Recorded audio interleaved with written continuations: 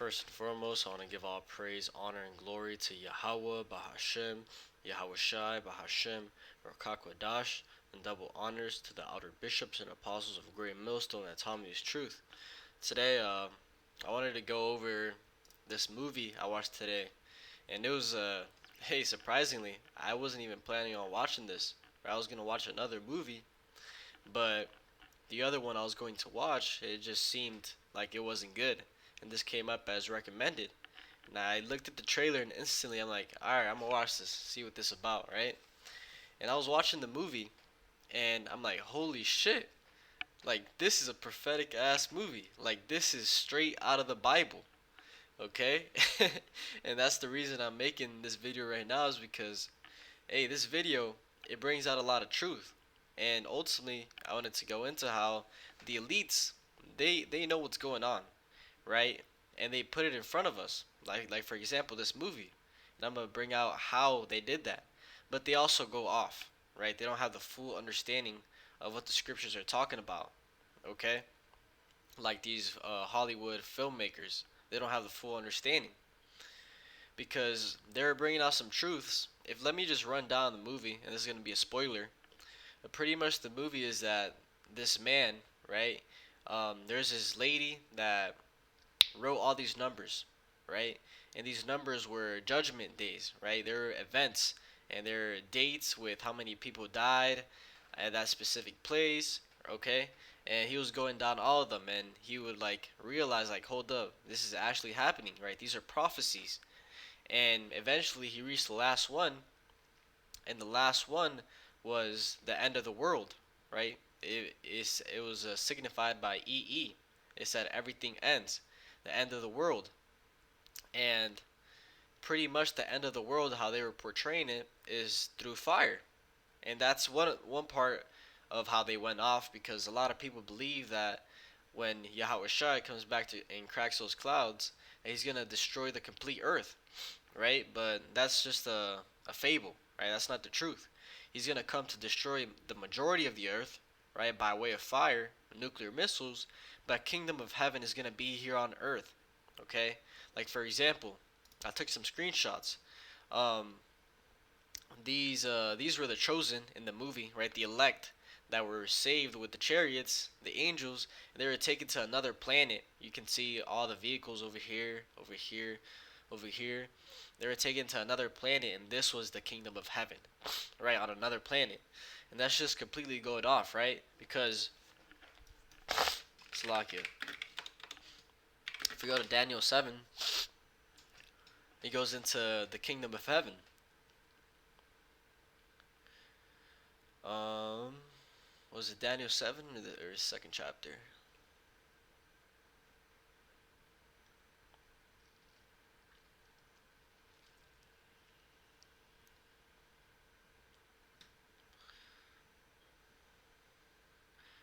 Um, right, but the judgment shall sit, and they shall take away his dominion to consume and to destroy unto the end. And the kingdom and dominion and the greatness of the kingdom under the whole heaven shall be given to this people of the saints of the Most High, whose kingdom is an everlasting kingdom, and all dominions shall serve and obey him. Right, that kingdom is going to be under heaven, which is on earth.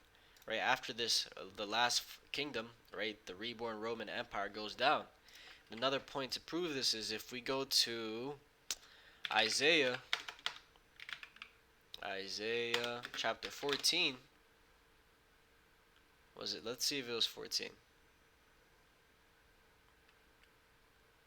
Right. This goes into when the kingdom of heaven is established on earth and the Israelites are ruling, that the other nations are going to come and they're going to be under subjection to us, right? They're going to have to follow the law, statutes, and commandments and come and worship Yahweh Bahashem Yahweh Shai.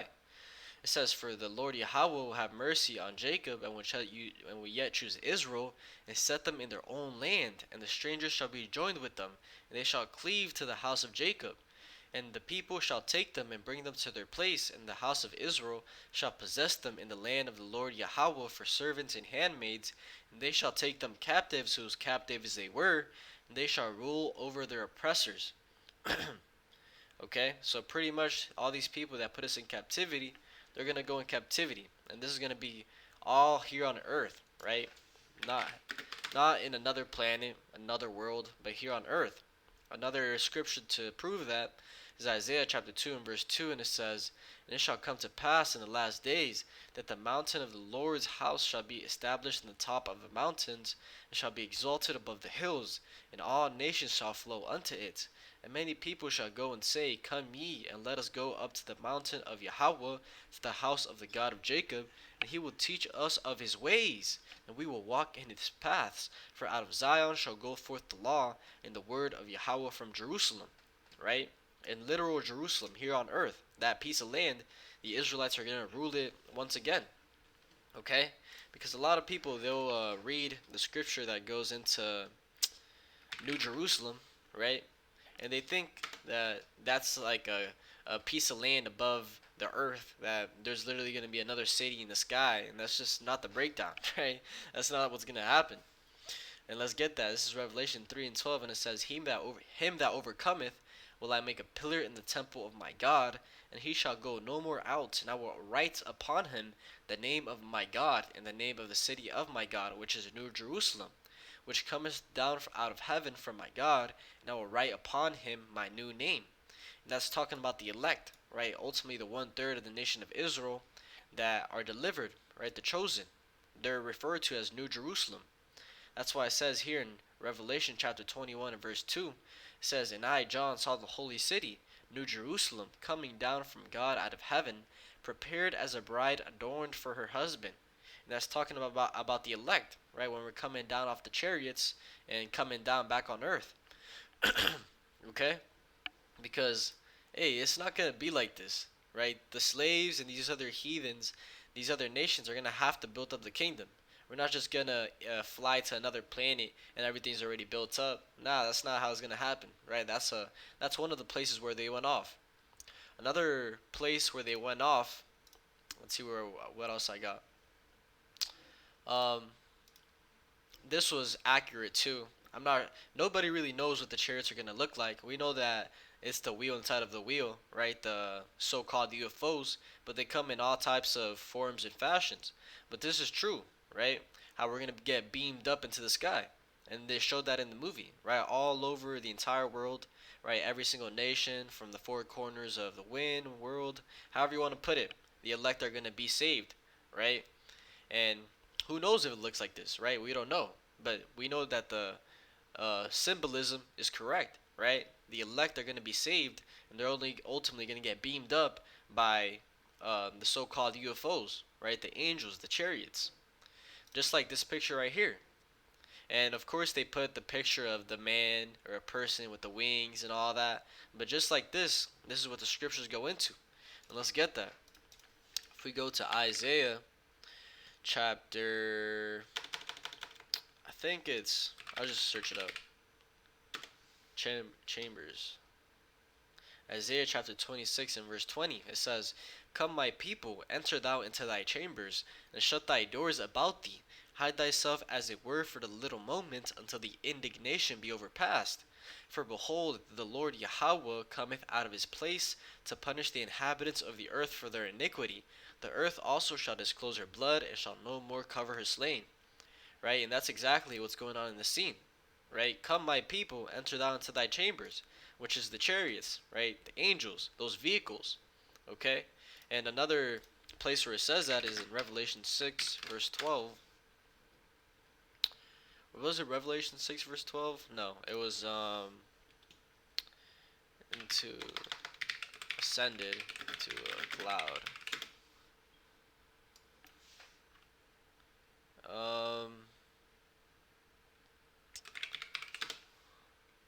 Oof. It's in Revelation, I know that. Right, Revelation 11 and verse 12. And it says, "And they heard a great voice from heaven, saying unto them, Come up hither. And they ascended up to heaven in a cloud, and their enemies beheld them. In the same hour was there a great earthquake, and the 10th part of the city fell. And in the earthquake were slain of men 7,000, and the remnant were affrighted, and gave glory to the God of heaven." Right, so right before the destruction, the nuclear missiles hit the earth, Babylon the Great primarily, he's going to save his elect, right? They're gonna get beamed up into the heavens. Now it says, and how it says, and they ascended up to heaven in a cloud. And we know that the clouds are symbolic for the chariots. Let's go to that. Psalms 143. I think it was 143 or 134. I always get it mixed up. I'll just search it up.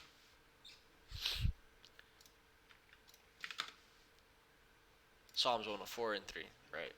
This is Psalms chapter 104 and verse 3, and it says, Who layeth the beams of his chambers in the waters, who maketh the clouds his chariots, who walketh upon the wings of the wind, right? When it talks about the clouds in the scriptures, it's talking about his chariots, which are the angels, right? Those vehicles, fourth dimensional beings, vehicles, right?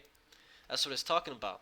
So this right here was on point in the movie, right? This I'm not too sure about the actual beings being there, but the the fact, right? The idea of getting flown up into the sky into an actual vehicle is 100% on point, right? Straight out of the scriptures. And these people know that, right? These people know that. Just like, let's go into this now, right? Because how it said, the entire movie was based on how the world was gonna end by a solar flare, right? By fire. And a cool thing too is that they were referring Ezekiel, right? This picture actually came. They put that in the movie, right? Ezekiel, and you can see the wheel inside the wheel and how they describe the angels. Which, from what I've learned, the angels actually don't look like that, right? The four heads. When it says that, it's just describing a man, okay? Because that's another part of something we can go into, right? They showed the angels in the movie as white men, right? White pale men. As you see right here, this is what the angels were, right? And that's against the scriptures. Right? Scriptures clearly talk about how the angels, when they appeared in man form, they were dark skinned, right? Just like a modern Israelite or an Israelite in general, they were dark skinned, okay? And that instantly threw me off when I saw this, because when I was watching the movie, I was seeing these people, right? They would pop up, and I'm like, damn, that's a damn devil. Right? I'm like, that's a devil. And then at the end, they finally show that they were angels the entire time. Okay?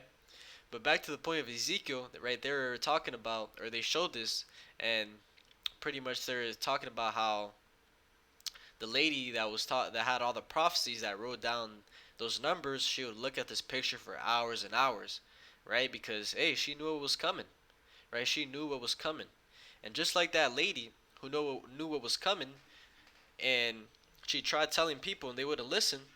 Hey, the same thing that she did, the prophets are here today in 2023 doing it again, right? Warning everyone that judgment is coming, that fire is coming on the earth, right? And that the only way to escape out of it is to do the will of Yahweh Bahashem Yahushai, right? But these people won't listen, man. These people won't listen. But yeah, this movie was very symbolic, right? It was going straight into the scriptures and bringing out truth. Like, let's go into this part of the movie now, right? The civil unrest. And this is also prophesied how things are going to get to this point. And in the movie, they had an emergency broadcast system alert talking about how there's a solar flare coming and you have to prepare, right? Try to get deep underground, um, get food, and instantly in 30 minutes, an hour, the streets were looking like this, man. The streets were looking like this, right? People were going crazy, rioting, right? Because they knew it was about to get dire, right? They knew it was about to get, they were about to enter some tough times and potentially die, okay? And another point that I want to bring out through the spirit is that that's the mindset these people are going to be in, is we have to, because the government said we have to go under, you have to find a place um, underground to be safe, blah blah blah. And that makes me think of Revelation 6 and verse 12, where I was at. Alright, it says that Revelation 6 and verse, I'll start at 14. It says, and the heaven departed as a scroll when it is rolled together, and every mountain and island removed out of their places. And that's talking about the nuclear destruction, right? The mushroom cloud, when it goes up, it looks like a scroll being rolled together. And it says, and the kings of the earth and the great men And the rich men, and the chief captains, and the mighty men, and every bondman, and every free man, hid themselves in the dens and in the rocks of the mountains. Right? The same spirit these people were in the movie, right? The government is, hey, get some food and try to find some place underground, a bunker, right? But ultimately, this is not going to save you, right? This is not going to save you from the judgment that is coming after that. Okay, sure, you might have some people that survive the the nuclear destruction, but they're still gonna get pulled out of their bunkers and are gonna be thrown in slavery, man. They're still not gonna escape the fate that they have. But everything we see right here, this is coming. Let's get that. Second Esdras chapter 15 and verse 16 clearly talk about how there's gonna be riots, destruction. Let's get that right here. Second Esdras chapter 15 and verse 15 it says, "For the sword and their destruction draweth nigh, and one people shall stand up and fight against another, and swords in their hands. For there shall be sedition among men, and invading one another. They shall not regard their kings nor princes, and the course of their actions shall stand in their power." Right? People are not going to care what's going on in society. Right? They're going to be completely doing whatever is in their will. Right? Whatever they can to survive. And the government's not going to have a say, right? They're going to let chaos unfold for a certain amount of time till they come in with that regulation, right? With that new system. And it says, "A man shall desire to go into a city and shall not be able. For because of their pride the cities shall be troubled, the houses shall be destroyed, and men shall be afraid. A man shall have no pity upon his neighbor, but shall destroy their houses with the sword and spoil their goods because of the lack of bread and for great tribulation." Okay, so while I was watching these scenes, instantly the scriptures were coming into my mind, right? Because all these movies do is really just put it in your mind how things are going to look like, right? Really just preparing yourself mentally what the future has for us. Because you can read these scriptures all day and you can meditate on them, right? But when you actually see pictures, right, scenes of how the destruction and the riots and how people are going to be acting, that's another thing, man. That's another thing, and it really gives you another understanding and another grasp of what we're dealing with. Right? All these people right here, they're completely clueless, right? They have no sense of direction of what they're gonna do. But the elect, hey, the elect are gonna know exactly how to move through the Spirit, right? Wisdom and knowledge shall be the stability of thy times. Okay, so that's why I like watching movies, especially movies like this, because it shows a part of prophecy that we sometimes can't imagine, right? It physically or visually puts it in front of us. And hey, you need to watch this movie, right? Any brothers watching this video, you gotta watch this movie. It's very, very prophetic. And you can definitely get something out of it.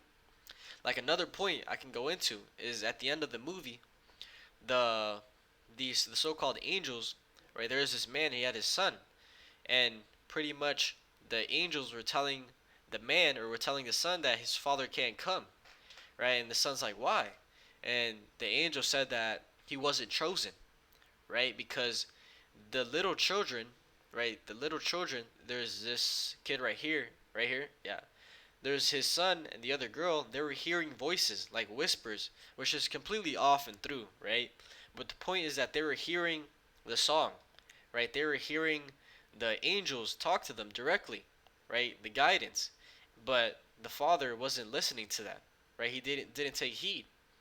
But that goes into the point of how only the elect are going to hear that song, which is the knowledge, understanding, and wisdom of the scriptures, right? Only the elect are going to turn back to Yahweh Ba'ashim Yahushai, and those are going to be the chosen, right? Just like this little boy and this little girl. They heard that song, right? They heard the angels talking, okay? But the father completely denied it, right? He didn't want to accept that there was a higher power, and he was denied at the end.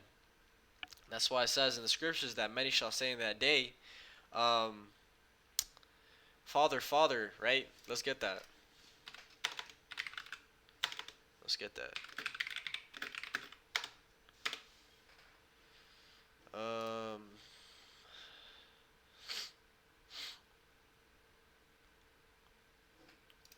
have we not search it up on Google. Many shall say in that day, Lord, Lord, right? Matthew 7:22. Yeah, Matthew chapter 7 and verse 22, and it says, Many will say to me in that day, Lord, Lord, have we not prophesied in thy name? And in thy name have cast out devils, and in thy name done many wonderful works? And then will I profess unto them, I never knew you. Depart from me, ye that work iniquity. And that was this man right here. Right? He wasn't seeking Yahweh Bashim Yahweh Shai or anything superior, right? A higher power. Right? He was a professor at a school that thought everything just happened randomly and that it was just everything was just based on random events, right? There's nothing controlling it. When in reality there's a higher power controlling everything, right? Everything we do, everything we see, we think about, how we act, right? We have no free will. But he didn't want to come to grasp with that. He didn't want to come to the understanding of that because he had a situation. I'll put it like that. But the point again is that only the chosen are going to hear that voice. That's why it says in the scriptures that my sheep, John chapter 10 and verse 27, my sheep hear my voice and I know them and they follow me, right? And that's talking about the elect. The elect are going to be chosen, right? The elect are going to hear the words of the prophets and turn back, right? They're going to turn back from their wicked ways and follow the ways of their fathers, right? The law, statutes, and commandments. Okay, but hey, I can keep on going and going about this movie because it was powerful, man. It was very, very powerful. And it was based on the scriptures, right? I think I have one more picture actually to go into. And it was this right here. And hey, this is perfect, right? This is perfect. This is straight out of the scriptures. This is exactly what's coming to Babylon the Great, aka America, is fire. Just like this, man. Just like this. Buildings, cities, people being burned up instantly to dust. Okay? And that's in the scriptures, right? I'll bring out a couple just for edification. Malachi chapter 4 and verse 1, it says, For behold, the day cometh that shall burn as an oven, and all the proud, and all that do wickedly shall be stubble. And the day that cometh shall burn them up, saith the Lord of hosts, that it shall leave them neither root nor branch. And that day is when them nuclear missiles hit the earth. Okay? Goes into it in Isaiah chapter 32. Actually 34. Isaiah chapter 34 and verse 4, it says, And all the host of heaven shall be dissolved, and the heavens shall be rolled together as a scroll, and all their hosts shall fall down as a leaf falleth off from the vine, and as a falling fig from the fig tree. For my sword shall be bathed in heaven, behold, it shall come down upon Idumea, and upon the people of my curse to judgment. Right? And Idumea is the Greek way of saying Edom. Right? And hey, where's the main living quarters, headquarters of Edom, the Edomites? America, right? But the point is right here. Heaven shall be rolled together as a scroll. And that's talking about this right here. Mushroom, cloud, nuke. That's what that's talking about. Or a scroll being rolled together. That's what Isaiah and John were describing, right? They had the same vision. Okay? And that's in the scriptures. This right here, straight out of the scriptures, and it's coming. Right? That's the scary part too, is that it's coming. Right? We're seeing this in a picture right now, but very soon to come, we're going to see it with our own eyes. And it's very hard to grasp your head around the scriptures sometimes and around the prophecies because they're so powerful, man. Right? When I watch these movies, it really puts me back in the spirit and gives me the right. It puts me back in the spirit. I'll put it like that, man. It gives me the right mindset I need to be in because ultimately nothing else matters, right? If this is the state of everything I see in front of me, nothing else matters, man. Okay? But yeah, that was the point on that, right? Very good movie to go watch, prophetic, and you can definitely learn something about it. I was all over the place with this video and I just wanted to go over this movie, right? Link a couple scriptures together and bring out how these Hollywood directors, these Hollywood people, right? They know what the Bible's talking about, right? They know exactly what's going on. But there's nothing they can do to change their fate. Okay, there's nothing they can do. But hopefully this was edifying to some extent. But with that, I want to give all praise, honor, and glory to Yahweh, Bahashem, Yahweh Shai, Bahashem, Rakak Wadash, and double honors to the outer bishops and apostles of Great Millstone that taught me this truth. Shalom to you, like Shalom.